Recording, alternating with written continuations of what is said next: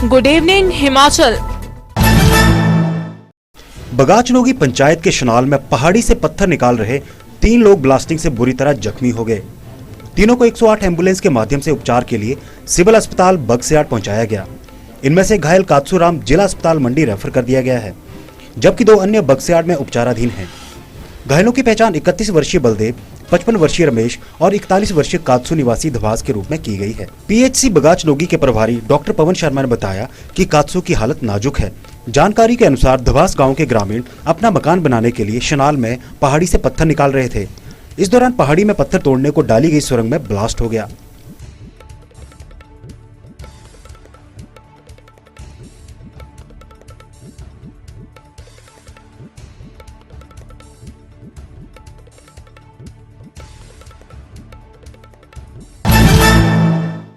हिमाचल के दूसरे जिला और बाहरी प्रदेशों से ज्वालामुखी आने वाले लोग सबसे पहले प्रशासन को सूचना दें।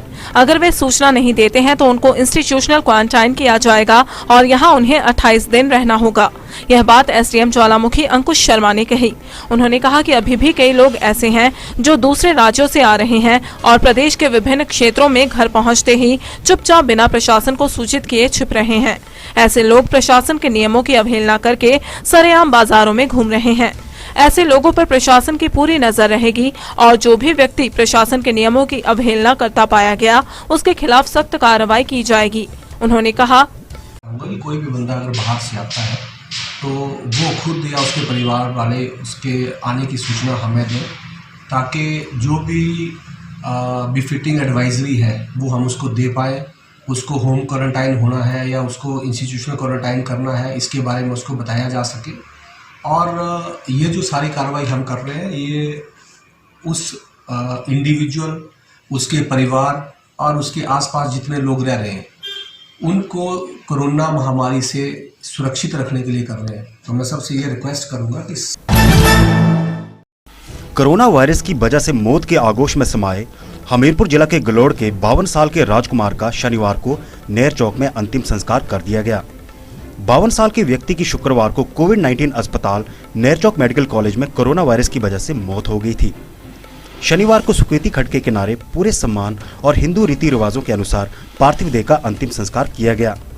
मंडी और हमीरपुर जिला प्रशासन के अफसरों की मौजूदगी में मृतक के बड़े बेटे शुभम कुमार ने पीपीटी किट पहनकर नम आंखों से पिता की चिता को मुखाग्नि दी। इससे पहले सुबह 8 बजे के लगभग मेडिकल कॉलेज से शव को संस्कार स्थल पर लाया गया, जहां बल्लभ प्रशासन व रेड क्रॉस मंडी ने पूरी तैयारी कर रखी थी।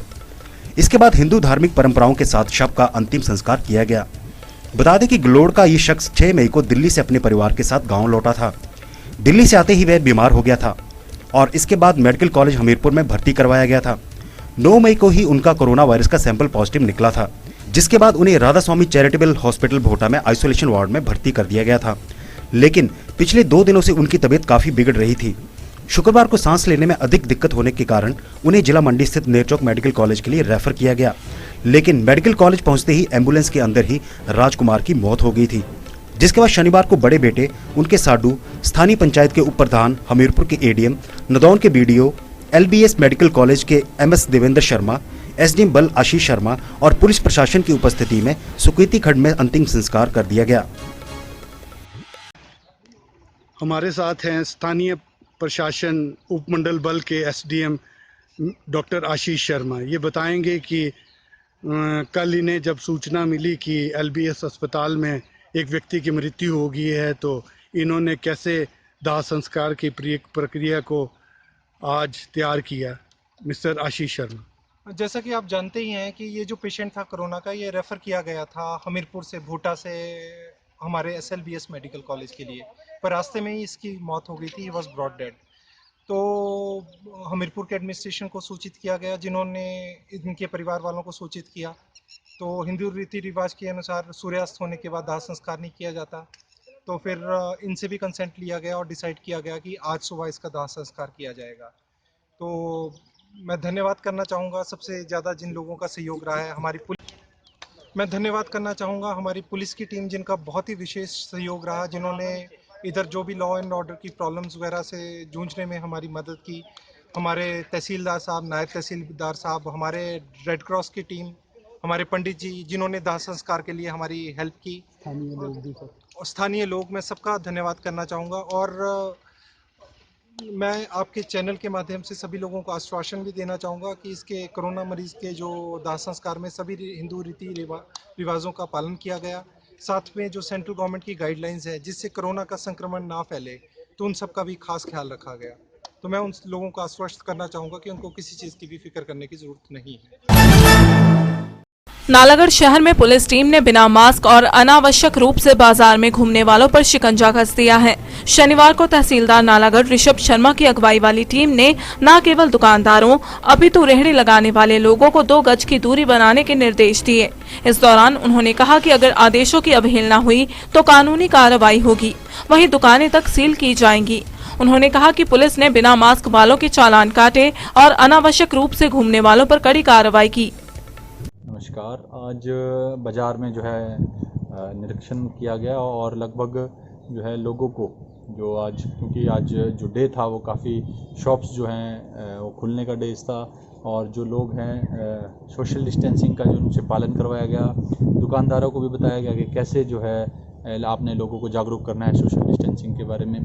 साथ में साथ जो पुलिस प्रशासन है उनके द्वारा, साथ में जो हमारी टीम है, उन्होंने जो है लगभग 10 जो है बिना मास्क के जो चालान काटे। लेकिन देखने को मिला है कि लोग जो है अब जो है पालन कर रहे हैं, मास्क लगा के बाज़ार में आ रहे हैं। और 10 जो लोग हमें बिना मास्क के मिले हैं उनका हमने चालान कर दिया है। साथ में जो बेफिजूल वहाँ पर मोटरसाइकिल या 2 व्हीलर्स पर घूम रहे थे उनके भी हमने जो है MV एक्ट में चालान कर दिए है। फर्दर हिदायत दी गई है कि अननेसेसरी आप व्हीकल का यूज़ बाज़ार में ना करें। साथ में जो मास्क है वो ज़रूरी और घर से बाहर निकलने पर ज़रूर लगाएं, ये दिशा निर्देश दिए गए हैं। धन्यवाद। कोरोना संकट के बीच केंद्र सरकार द्वारा घोषित प्रोत्साहन पैकेज का उद्योग जगत ने स्वागत किया है। CII, BBN उद्योग संघ, PhD chamber of commerce, Himachal दवा निर्माता संघ सहित अन्य उद्योग मंडलों का कहना है कि इससे कोविड-19 महामारी और उसकी रोकथाम के लिए लागू पाबंदियों से प्रभावित अर्थव्यवस्था के पुनरुद्धार में मदद मिलेगी और आर्थिक वृद्धि को नई गति मिलेगी। हिमाचल के औद्योगिक संगठनों ने प्रधानमंत्री नरेंद्र मोदी की घोषणा के अनुरूप केंद्रीय वित्त मंत्री निर्मला सीतारमण तथा केंद्रीय वित्त राज्य मंत्री अनुराग सिंह ठाकुर द्वारा आत्मनिर्भर भारत की परिकल्पना को साकार करने के लिए घोषित इस आर्थिक पैकेज का स्वागत किया है। उन्होंने कहा कि 20 लाख करोड़ रुपए की घोषणा विशेष रूप से सूक्ष्म, लघु एवं मध्यम उद्योग, गैर बैंकिंग वित्तीय कंपनियां तथा वितरण कंपनियों के लिए अत्यंत लाभदायक सिद्ध होंगी। कर्फ्यू के बीच गेहूं कटाई और अब लॉकडाउन के आखिरी चरण में मक्की की बिजाई की तैयारियों में ऊना के कुटलैहड़ के किसान जुट गए हैं। किसानों ने खेत साफ करके हल चलाकर देशी खाद डालने का कारोबार शुरू कर दिया है। कुटलैहड़ में सोना उगलने वाले खेतों में किसानों के काम से यहां पर चहल पहल और रौनक बढ़ गई है। खेती बाड़ी के इस काम में कोरोना जैसे खतरनाक वायरस से बचने के लिए किसान सोशल डिस्टेंसिंग और मास्क पहनकर संक्रमण से बचने की पुरजोर कोशिश कर रहे हैं। बल्ह, सनहाल और सकौन के किसानों ने मक्की की बिजाई शुरू कर दी है और इससे अब मिट्टी की सौंधी सौंधी खुशबू से यहाँ पर खुशहाली की उम्मीद जग रही है। हम पूरे लॉकडाउन में घर पे रहे, प्राइवेट जॉब करते हैं और घर का काम कर रहे हैं। पहले गेहूं की फसल काटी, अब इसकी मक्की की बिजाई के लिए खेतों में मैल फेंक रहे हैं और पूरा डिस्टेंस रख रहे हैं अपना। बिल्कुल।